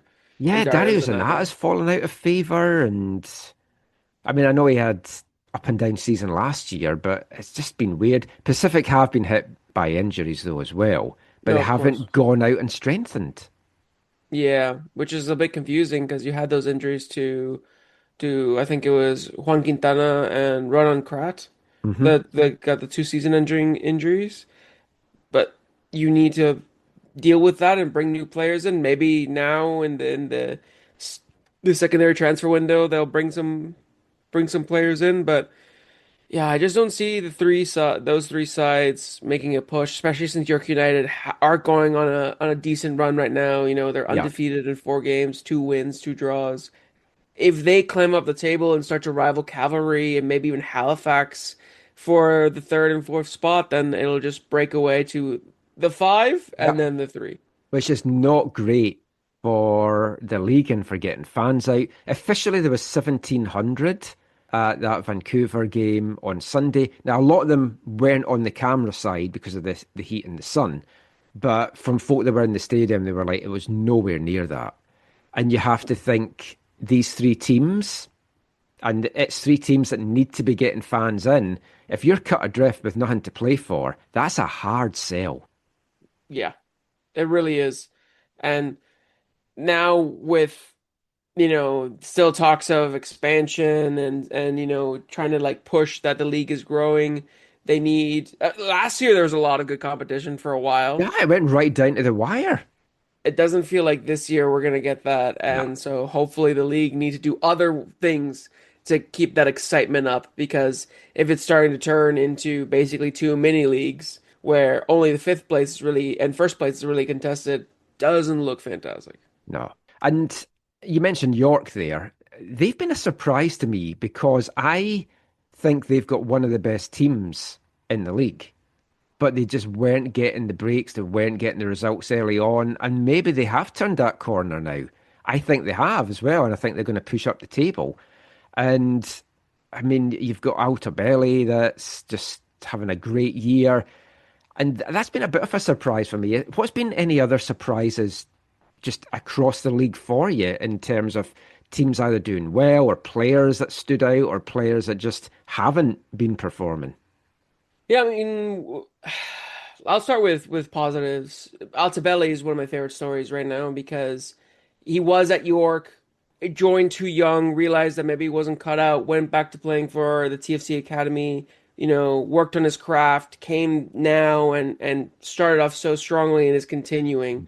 I love that for him. I also love York and United's story in general because they kind of were like, let's take all the misfits from other CPL teams and bring them here, give them proper structure. Let's make them play what they do best and shine. And that's sort of what they're doing right now. That's working well. Like you're looking at Anizer Reed, who's being really well. You're looking at Massimo Ferrin. You're looking at Kembo Kibato, who's been a huge surprise for me in the last few weeks. He barely did anything for Vancouver FC, despite being really excited to come here. And now for York, closer to home for him, he's starting to really shine, and like he shows how agile he is and the passes that he makes and everything. He's been super, super important for them. So York in general have been one of my favorite teams to watch, even if the results haven't been going their way.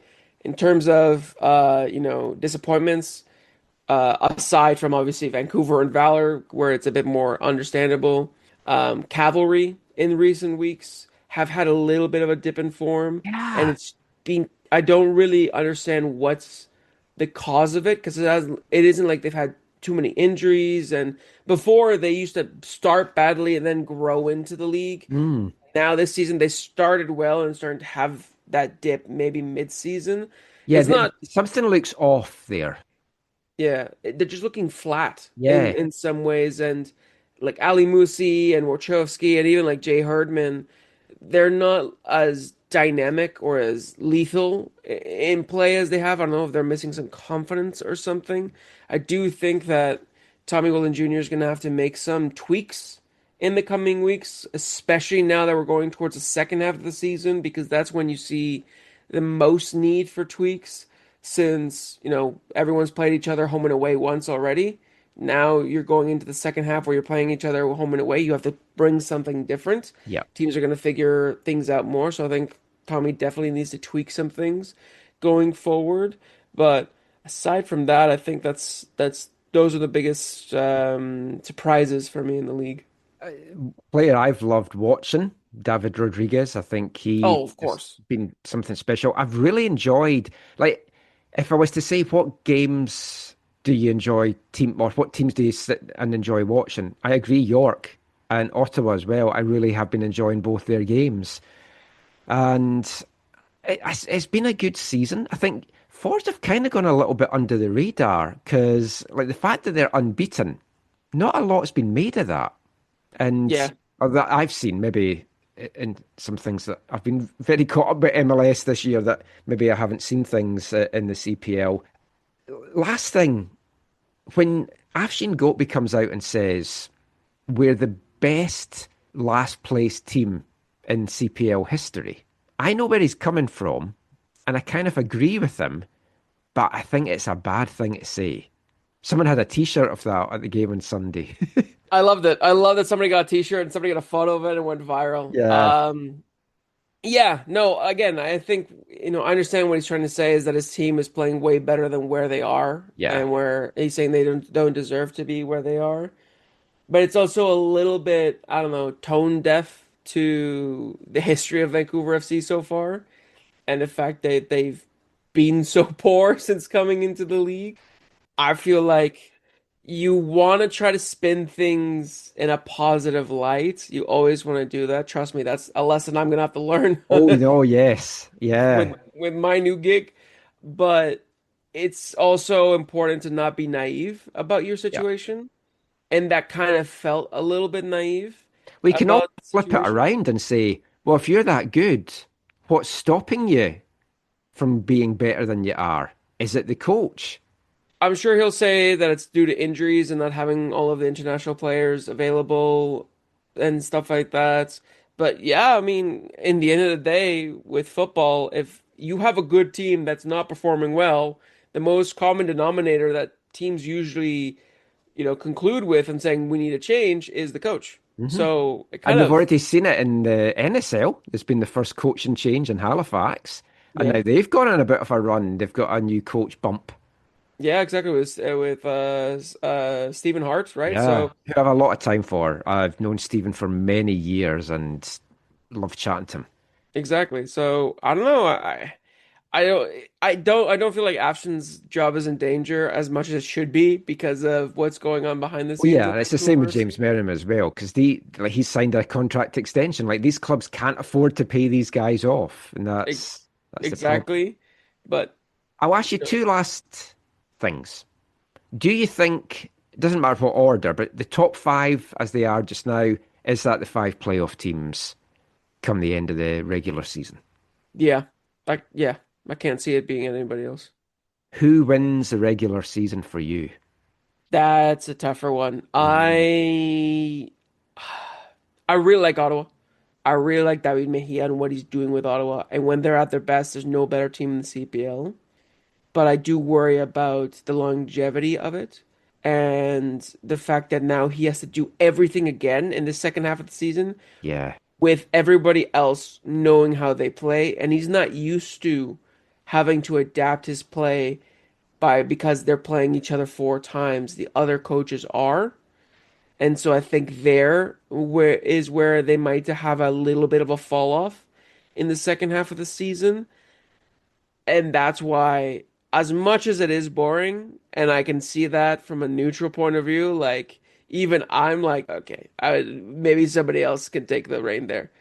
I do think it's going to be Forge, especially if they keep going on. I mean, 7-7-0, 0 losses in the season is incredible.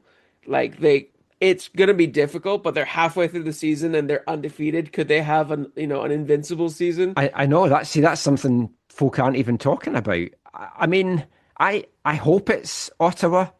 I think it will be Forge. I can live with Forge as long as they also don't get to a Canadian Championship final. But no, it would be nice if it was Ottawa. And I think I tipped Ottawa to actually win the championship game. So yeah. So I would love that. A rogue shout though, if Halifax Wanderers can go on a bit of a run, and yeah, I'd prefer them from any of those. exactly, I would love Halifax to sneak in and grab it at the very end. Oh, absolutely. That's pretty much it for the show. Pretty much it for the football chat. But of course, we can't finish without bringing you this episode's wavelength. And for this show, we're revisiting a band we've played numerous times in the section in the past. Irish band, My Brother Woody, although the men behind it are currently based in Berlin in Germany. They released an album of football songs in 2014 called Random Football Musings Set to Music. You can find it on Bandcamp and all the other streaming places. We've played quite a few songs from the album so far. This is track 10, My Brother Woody, the A to Z of football.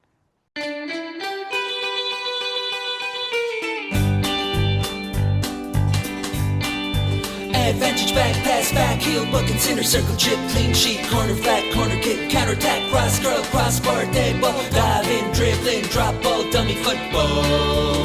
The A to Z of football. Equalizer, extra time, false 9, final whistle, flap a core, flick on formation, for the official foul, free kick, full back, goal, let's scramble, ghost goal, giant killing, goalkeeper, goal kick, goal line football. The A to Z of football. Goal mouth, goal post, golden goal, halftime, handbags, handball, hand of God, hat trick, header, high boot, hold and roll, howler, entry time, keep you up, you kick and rush, kick off, football, football. The A to Z of football. Linesman, last man, long ball, magic sponge, man of the match, marking, nutmeg, mazy run, obstruction, offside trap, 1-2, open goal, overlap, own goal, pass, football. The A to Z of football. Penalty area, penalty kick, penalty shootout, plate and whistle, playmaker, professional foul, red card, referee, round the keeper, route 1, scissor kick, scorpion kick, sending off, set piece, shutout, shoot, football. Football, the A to Z of football. Simulation, side net and slide, tackle, spot, kick, step over, stoppage time, striker, sudden bet, substitute, suspension, sweeper, tackle, target man, true ball, throw in, tick, attack, football. The A to Z of football. Toe punt, top corner, total football, two-footed, volley wall, winner, woodwork, yellow card. Football, football, the A to Z of football. Pass, run, shoot, score, yeah! The A to Z of football.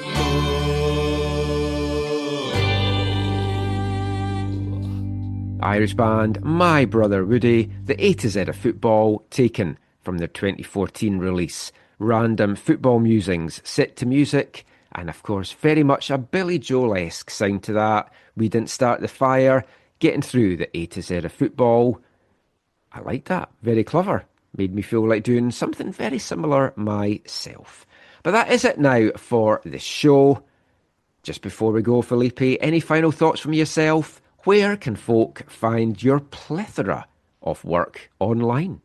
Yeah, like I mentioned, now that I'm with The Rise, you can find a lot of the work that I do with The Rise. I'm going to be writing a lot of things with them. So, I'm going to have a lot of updates on what we're doing, all of the matches that we have, hopefully a lot more interviews, a lot more pieces, maybe on this podcast.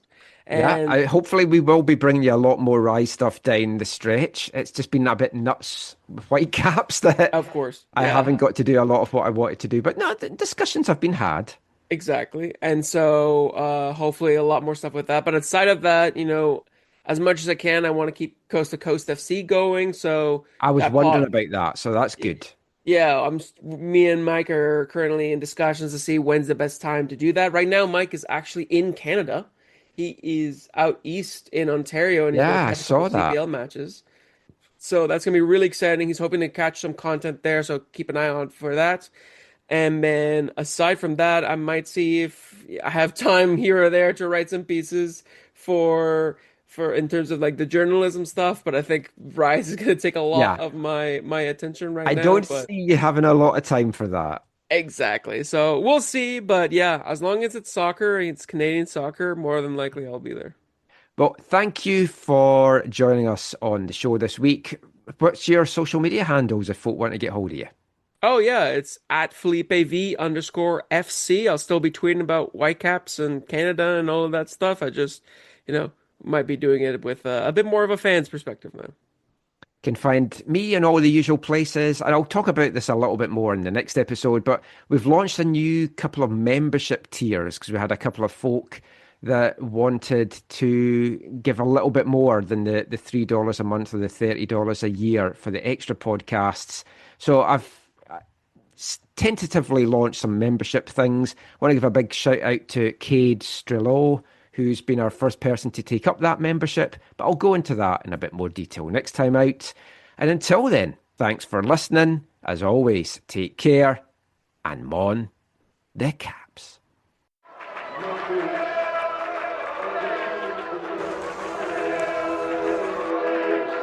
Going to your first match is an experience you never forget. The atmosphere of what's going on around the pitch looks beautiful, and you always look and go, wow, I'd love to play here one day. If you get the bug, it's going to stay with you for life.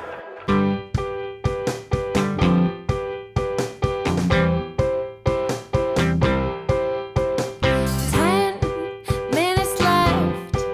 Yeah, but there's still some time. It's not the final score.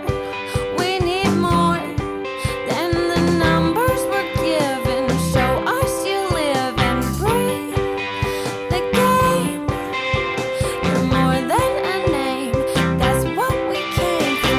We can bring you more than the score. Every story. Let's take this thing off of the field into the real world, away from the numbers, away from the numbers.